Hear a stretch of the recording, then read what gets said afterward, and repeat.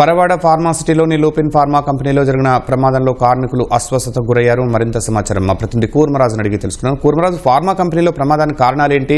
కార్మికుల పరిస్థితి ఎలా ఉంది? ఈ ప్రమాదం ఈ తెల్లవారుగా జరిగింది. 2-3 గంటల మధ్య జరిగిందని చెప్తున్నారు. అయితే దీని మీద కంపెనీ యాజమాన్యం మాత్రం ఎటువంటి స్పష్టత ఇవ్వలేదు. మా దగ్గర నుండి ఎవరు వెళ్ళలేదని చెప్తున్నారు. అయితే కార్మిక సంఘాలు అయితే ఆరోపిస్తున్నాయి. 5గురిని తీసుకెళ్లి హాస్పిటల్లో జాయిన్ చేశారు. గాజువాకలోని ఆసుపత్రిలోనేమో ప్రస్తుతం వారు చికిత్స పొందుతున్నారు. అందులో 4 పరిస్థితి ప్రమాదకరంగా ఉందని విషయం కార్మిక సంఘాలు చెప్తున్నాయి. అధికార యంత్రాంగం అలాగే పోలీసులు కూడా ఇప్పుడు దీని మీద పూర్తి స్థాయిలో వివరాలు రాబట్టే ప్రయత్నం చేస్తున్నారు.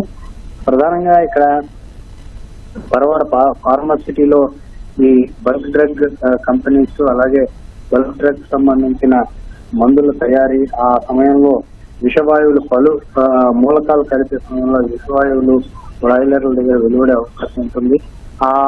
అటువంటి సందర్భంలోనే ఈ రకంగా ఈ ప్రమాదం జరిగి ఉండొచ్చునని ఏమో కార్మిక వర్గాలు భావిస్తున్నాయి. దీనికి సంబంధించిన పూర్తి వివరాలు అయితే మాత్రం ఇంతవరకు కంపెనీ ఎక్కడానేమో బయటికి వెల్లడించలేదు.